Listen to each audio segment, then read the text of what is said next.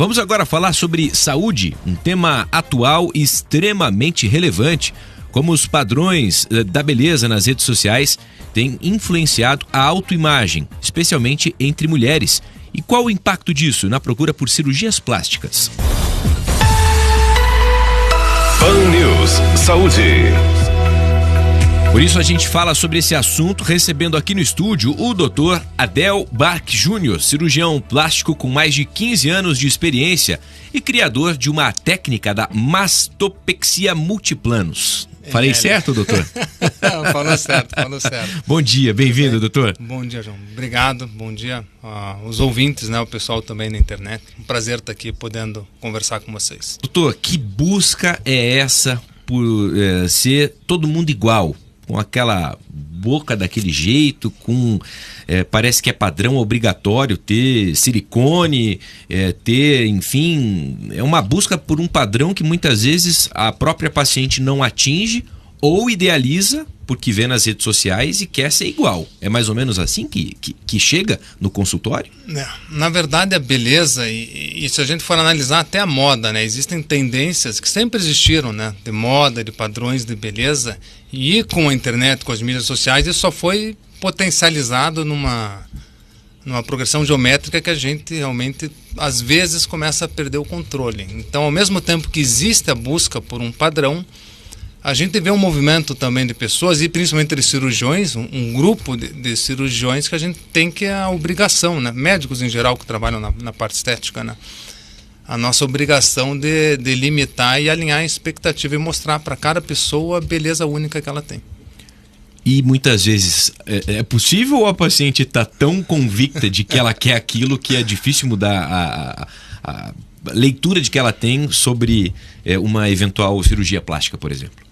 Muitas vezes é possível. Eu vou te dar um exemplo. A nossa área de cirurgia mamária, minha especialidade é cirurgia mamária, né? A gente criou realmente a mastopexia multiplanos com a cicatriz em L, alguns conceitos de cirurgia mamária inéditos aí a nível mundial. E as pacientes que nos procuram, às vezes elas têm uma ideia, uma expectativa do que elas querem, mas a nossa obrigação como detentor do conhecimento técnico é limitar e determinar uma cirurgia de acordo com a anatomia específica da paciente. Mas obviamente existem aquelas pacientes que falam: doutor, eu fui em 8 médicos, 8 falaram que eu não devo fazer essa cirurgia. O que você acha? Ela vira e fala assim: se o senhor falar que sim, eu quero, eu faço. Mas às vezes ela vai nessa busca e encontra aquele que fala o sim para ela, e esse que é o problema. Então as pessoas também têm que ter uma alta responsabilidade, né, e participar desse processo, porque depois quando a gente escuta de complicações, fez uma lipoaspiração num ambiente que era inadequado, por um profissional às vezes que não era devidamente treinado e tem um problema, isso é um absurdo. Quer dizer, a pessoa também tem que ter uma responsabilidade de saber que o corpo é o bem mais sagrado que ela tem, então ela tem que preservar e saber que na hora de escolher fazer um procedimento intervencionista no teu corpo, você tem que estar muito consciente do que você quer, da expectativa, da possibilidade de resultado e do profissional e o local onde você vai realizar. Isso não só com cirurgia plástica, muitas vezes até com relação à medicina do esporte, né? A pessoa vai lá, fica imaginando um físico diferente com relação à atividade, vai, faz exames, vai em alguns profissionais que falam: não, você tá bem, não precisa de nada. Até que vai em um profissional que fala: não, eu vou te passar, você pode fazer uso, então, para que a gente tenha uma performance.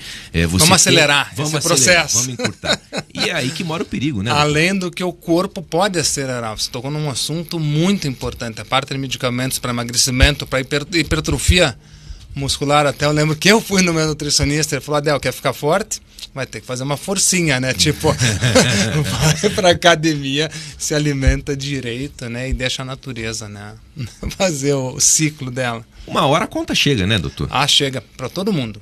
Semeando e colhendo, isso já está lá na Bíblia, né? Faz muito tempo, em tudo na nossa vida, no nosso relacionamento, nas nossas escolhas profissionais e também, obviamente, no que a gente faz com o nosso corpo. Doutor, o perfil é muito parecido de pacientes que buscam a realização da cirurgia, mulheres entre 18 a 35, 40 anos, qual a cirurgia mais comum realizada? Esse perfil tem mudado com as últimas décadas? E o porquê que eu falo isso? É porque eu me incluo, né, nessa questão. Eu, e sempre se falou durante 20, 30 anos sobre silicone, né, a prótese mamária. Hoje os homens também estão se cuidando, mas aspectos voltados à saúde masculina. A preocupação, por exemplo, com o cabelo. Eu confesso aos nossos ouvintes, eu fiz um implante. Eu tô na fila. Tô na fila. Eu fiz.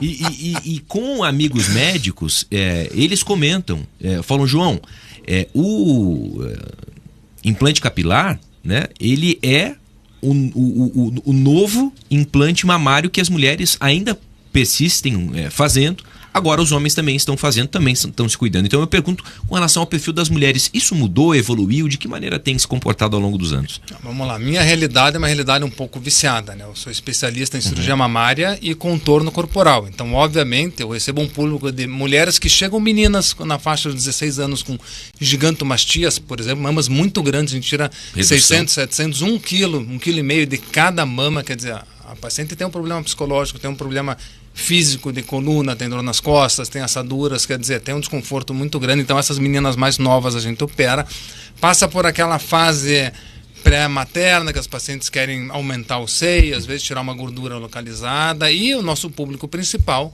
é após a mãe que já tem a prole definida e que realmente vem para minimizar os efeitos da gestação, que a mulher paga um preço na gestação que o homem não paga com o corpo dela. Então, mastopexia, contorno corporal é o que a gente mais faz. Então, essa é a minha amostra viciada. Mas, com essa super exposição na mídia social, o problema é que hoje a pessoa ela se compara. É só você olhar numa situação que a pessoa está tirando uma foto, ela está com uma cara, às vezes está meio amarrada, ela abre um sorrisão, ela escolhe o fundo, ela tira uma foto, então ela escolhe a melhor foto possível, às vezes coloca um filtro, e a outra pessoa que está vendo essa foto, ela se compara no seu dia a dia com a melhor foto do melhor ângulo possível, com a iluminação que ela é adequada e os filtros todos. Então isso realmente está gerando às vezes uma busca um pouco exagerada por procedimentos que não necessariamente são indicados e necessários para as pessoas. Com toda a liberdade, né, que a gente tem, você, mulher que nos escuta pela rádio ou pela internet, muitas vezes, doutor, quando a mulher vai até um salão de beleza, ela já chega com a foto de uma outra mulher que ela viu e gostou muito daquele cabelo. E vira pro cabeleireiro e fala assim, eu quero assim, dá pra fazer assim? Eu quero que o meu cabelo seja exatamente igual. Ela idealizou aquilo. E não só com relação a essa parte do cabelo, mas acredito que do fio de cabelo até o dedão do pé, ela muitas vezes quer ficar parecida com alguém. Mas o grande cabeleireiro, você vai ver que os grandes nomes que você vê que se destacam é aquele que fala não. Para você, o cara que tem uma noção até de visagismo, de estudo do todo da mulher, vai falar, não, para você, deixa comigo, porque eu acho que o melhor para você é essa situação, e o cara consegue explicar o porquê, que é o que me acontece. Quando a paciente chega para mim e fala, eu quero um implante de 350 ml, falo, tá, mas deixa eu te explicar que eu medi o teu músculo peitoral, ele tem uma base de 11, então o máximo que eu posso colocar para não prejudicar a tua anatomia é um implante de 295. Isso não vai corresponder. E trabalhando agora, que a gente trabalha com sulco inframamário, eu consigo subir o sulco e deixar o colo, que é o que a mulher quer, lá em cima, com implante de 225 em vez de um de 350. Então, o profissional que tem que ser capacitado para identificar essas situações na qual o que a pessoa pede não corresponde com a expectativa que você pode entregar e talvez não seja o melhor para a pessoa também. Nesses casos, doutor, é uma questão de não apenas de abordagem, mas de continuidade do trabalho. Se a paciente insiste, não, mas eu quero colocar uma prótese maior, o senhor fala, olha, eu recomendo que não, então eu não faço. No próprio mercado, outros profissionais não questionam, não rebatem. Como que a gente tem percebido essa realidade? Isso é uma discussão até que a gente teve recente num grupo de toda a América Latina com mais de 1.000 cirurgiões. E a minha posição hoje é muito técnica. Falo, cabe 295, doutor, quero botar 310, ok. Porque a minha medida não é tão precisa assim do músculo. Tem uma margem de tolerância. Tem uma margenzinha pequena. Mas não, eu quero botar 400, e eu, particularmente, sou o cirurgião que não vou operar a paciente. Eu acho que a cirurgia ela é uma combinação do que a paciente faz e do que o cirurgião faz. É uma equipe, é um trabalho de equipe, é um time. Eles têm que remar para o mesmo lado, senão o barco não sai do lugar. Então, se a paciente não se compromete a cuidar do peso, a fazer exercício físico, a respeitar os limites da anatomia dela, e é um direito dela, é o corpo dela. Só que daí também é um direito meu.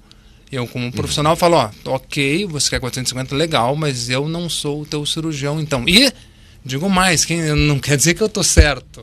É só o que eu, ao longo de... Muito obrigado pelos 15 anos, mas são 25 anos de formado já. 20 anos de cirurgia plástica, 25 anos de formado, 14 mil cirurgias. Quer dizer, essa bagagem que eu trouxe me permite saber o limite que eu posso e saber a consequência quando eu não respeito esse limite. De saber garantir, né, o resultado atendendo a uma lógica que tem sim um fundo, inclusive científico, doutor. Garantir que foi feito o melhor possível para aquela paciente. É essa a questão. Quando você vai viajar de avião, você não tem uma garantia que você vai chegar, mas você quer que o avião esteja em ordem, as revisões em dia, o peso adequado, a pista, a condição de tempo, quer dizer, nas melhores condições possíveis, a chance de sucesso, obviamente, é muito maior. Doutor, e sobre essa questão das cirurgias com cicatriz reduzida, o que mudou? Que redução é essa? Que técnica implementada? Enfim, o senhor comentou que é algo que foi desenvolvido, né? Justamente observando uma questão que é uma preocupação. Vai fazer um procedimento, bom, tem bisturi, tem cicatriz, como é essa cicatrização? Isso varia para cada paciente, e de que maneira também atender a essa preocupação de muitas pacientes? Isso tem uma busca constante de toda a cirurgia plástica, né? Eu vou falar especificamente da cirurgia mamária. Desde 1948, um cirurgião alemão chamado Roland desenvolveu uma técnica da mastopexia, elevação da mama, com uma cicatriz em L, que é uma cicatriz que está em volta da areola, ela vem para baixo, ela vai para a lateral, ou seja, o decote da mulher fica livre de cicatriz. Quando a gente publicou o nosso trabalho em 2023 na PRS, que é a maior revista de cirurgia plástica do mundo, na verdade, é a revista com maior relevância, eles colocaram no Instagram um negócio muito legal, que a cicatriz é o efeito colateral da mastopexia. E como médicos, nós temos que reduzir ao máximo o efeito colateral do nosso tratamento. Então, existe uma busca constante. Hoje a gente entrega para 100% das nossas pacientes, não importa o tamanho da mama, uma cicatriz em L, como a gente sempre fala, a liberdade dela escolher depois o decote, o biquíni que ela quiser, sem se preocupar com a cicatriz entre as mamas, sem prejudicar o resultado estético. Quer dizer, não é vamos fazer uma cicatriz menor, mas o resultado vai ser um pouco menor.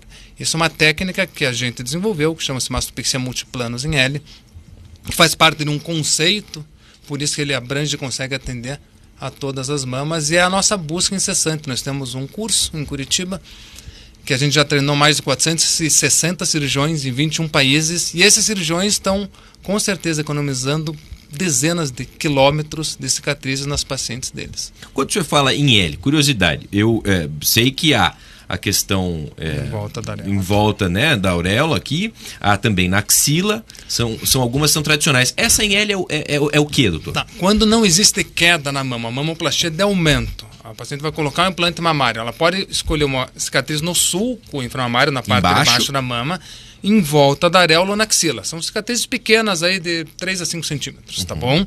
Quando existe uma queda, precisa se reposicionar a areola da paciente. Então tem a cicatriz em volta da areola. E a técnica mais usada, largamente mais usada mundialmente, é um T invertido.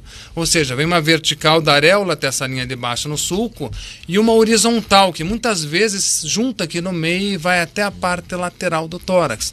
Então o que a gente faz uma cicatriz reduzida em L com uma vertente horizontal muito pequena, geralmente entre 4 e 5 centímetros, obviamente dependendo do tamanho da mama. Então uma cicatriz que não sai para a mama lateralmente e principalmente não tem essa cicatriz aqui no meio. Minha esposa sempre fala, né? A mulher se olha no espelho de frente. Então por mais que a roupa esconda, que às vezes ela consiga usar um biquíni que esconda, uma hora ou outra ela vai estar na frente do espelho, ela vai se olhar, e a gente não quer que ela carregue para o resto da vida dela esse estigma da cicatriz na mastopexia dela. Então ela pode sim levantar a mama sem precisar ter essa cicatriz no meio das mamas. Você que está nos acompanhando pela internet ou pela rádio, a gente está batendo um papo com o Dr. Adel Bach Júnior, cirurgião plástico, e está comentando um pouco sobre esse padrão de beleza versus as redes sociais, né? O que muitas mulheres acabam buscando quando vêm na internet, se chegam inclusive aos consultórios já com algo pronto, planejado. Algumas pessoas estão interagindo conosco através da nossa live. O Rafael de Moura, grande doutor Adel, excelente entrevista, é o melhor profissional de plástica do Brasil. Parabéns pela escolha. Natália Silveira, conhece o Rafael? Tem amigos que falam de você. Natália Silveira, esse é o meu cirurgião, o melhor de todos. A Mariana Matos Bar, que tá aqui também na área, tá aí. Falou dela, já garantiu. Já tá. Ô, doutor, um ponto que é interessante a gente trazer também, a gente está se falando aqui sobre o que o médico cirurgião plástico consegue entregar, né, atendendo tudo isso, mas é fundamental com que a paciente respeite ainda mais o pós-operatório. Inúmeras questões de intercorrências, infecções podem acontecer, há uma série de restrições. Se a paciente não levar isso à risca, ela pode estar colocando em jogo o resultado da cirurgia, né? Isso é muito sério, é grave, porque não é algo extremamente barato, mas é algo que pode e vai afetar diretamente a saúde dela. E não só o pré-operatório também. Também. Né? Tem todo um protocolo pré-operatório, suspender alguns medicamentos que a paciente esteja tomando que podem interferir com anestesia ou com a cicatrização. Durante a cirurgia, obviamente, é a parte da equipe cirúrgica e o pós-operatório. E aí cada cirurgião tem a sua rotina. É muito importante que a paciente, quando ela escolhe aquele cirurgião, ela pensa, eu vou fazer com ele porque eu acredito nele, se for tudo bem é ótimo, é com ele, a gente vai ficar juntos. E se der algum problema, é com ele que eu vou resolver também. Porque as condutas são diferentes, e como a gente falou, não tem o certo ou o errado. Eu tenho uma conduta, um colega tem outra, os dois estão certos, na verdade. Então ela não tem que seguir a conduta que ela viu na internet, ela não tem que seguir a conduta que a amiga dela que fez cirurgia plástica disse para ela fazer, e tampouco de outro cirurgião. Ela tem que seguir a conduta específica do cirurgião, porque é quem operou e quem sabe o melhor especificamente para aquela cirurgia realizada. Mas por isso que eu falei, é o time. Paciente e cirurgião andando juntos. Doutor, esses tempos, me recordo que foi noticiado, enfim, de um profissional que se apresentava como médico, não tinha registro, fazia aplicação de silicone industrial no paciente, inclusive paciente que veio a óbito. Um caso triste que nós noticiamos e trouxemos aqui, mas não é difícil ver situações como essa. Para quem está interessado em fazer uma cirurgia, procura se há especialidade, quanto tempo de experiência, quantas cirurgias, se há processos contra esse médico, pacientes que fizeram recentemente o procedimento, de que maneira foi o atendimento. É interessante buscar tudo isso para se certificar, né? Porque a própria mídia social ela traz às vezes uma falsa autoridade a alguns profissionais que o meio médico não necessariamente reconhece.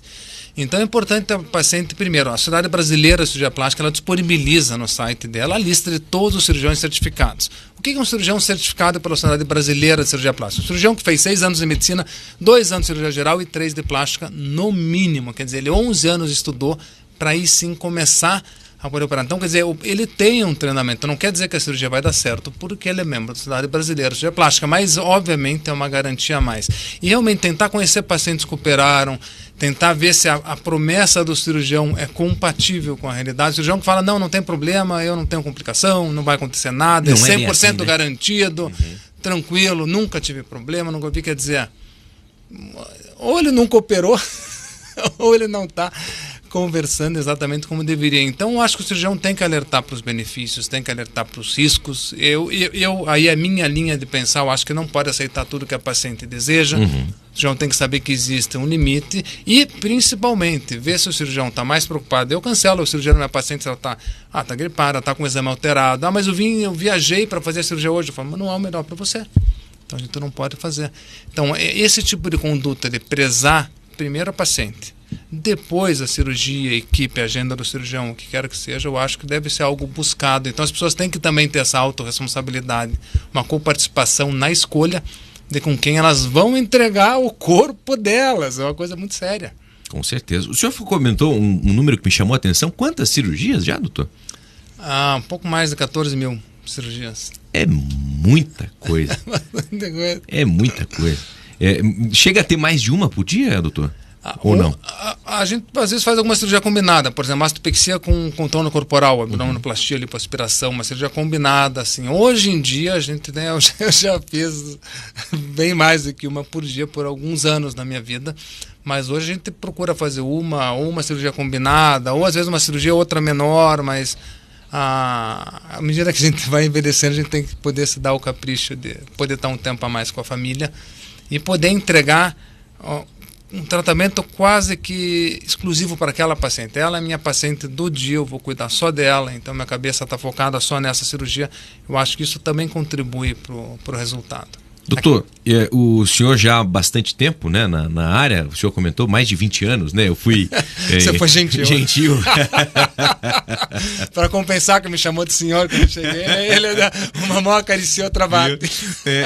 Doutor, um ponto que me surge agora, o senhor que já está há mais tempo aí, né? Você que já está há mais tempo na área, essa garotada nova que tem se formado, tem feito medicina, muita gente tem se interessado pela cirurgia plástica, porque há justamente um interesse muito grande da população, dos pacientes, em fazer algum tipo de cirurgia.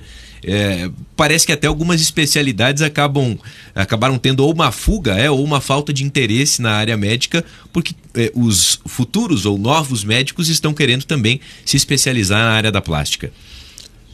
Verdade, a cirurgia plástica ela é vista às vezes por algumas pessoas, isso é algo que é fútil, isso é supérfluo, isso não é necessário, mas a gente que vive isso no dia a dia, a gente vê que a transformação que a gente entrega na vida das nossas pacientes é algo muito importante. Tem alguns maridos que chegam bem e falam, doutora, eu deveria ter feito o senhor operar antes, minha esposa, porque ela é outra mulher, ela está mais confiante, ela está mais feliz, ela voltou a se sentir bem, e quando a pessoa está bem com ela mesma, ela entrega o melhor para o outro. Você não pode entregar para o outro aquilo que você não tem dentro de si. Então a gente espera que essa busca venha em parte motivada por essa transformação, que é o que a gente busca hoje para as nossas pacientes. Tá aí, doutor Adel Barque Júnior, cirurgião plástico, batendo um papo conosco aqui no Pan News Curitiba. Doutor, a mensagem para finalizar que o senhor deixa para quem está interessado em fazer um procedimento, uma cirurgia, que procure um profissional que seja possível confiar, né? Se certifique de inúmeras questões, porque, como o senhor muito bem comentou anteriormente, é a sua vida, a sua saúde que você está entregando na mão daquele profissional. Eu acho que é bem isso. Começa pela escolha adequada do profissional, passa por toda pessoa saber que ela tem uma beleza única, ela sabia o que às vezes a pessoa ela quer. Eu queria ter o rosto daquela paciente, eu queria ter o corpo daquela, mas a perna daquela outra. Não é assim, a pessoa precisa de 4 pessoas em uma ali, valoriza, né? O que tem da beleza. Toda pessoa tem uma beleza única, a gente tem que saber valorizar e reconhecer e ser grato por isso, principalmente ter gratidão por isso, passando por alinhar a expectativa e pensar naquela beleza atemporal, fugir dos modismos, a boca muito grande, o nariz muito empinado, o seio muito grande, isso pode ser bonito por uma fase, mas hoje as pacientes voltam e falam, não, eu quero uma coisa mais elegante. O que é elegante, o que é belo, o que não destoa é bonito hoje, foi bonito no passado e vai ser bonito com certeza no futuro. O elegante não sai de moda, concordo plenamente com o senhor. Agradeço, doutor Adel, batendo um papo conosco aqui no Pan News Curitiba. Obrigado, doutor. Excelente dia. Eu que agradeço. Muito obrigado. Obrigado a toda a equipe aqui que está dando suporte para a gente. É isso.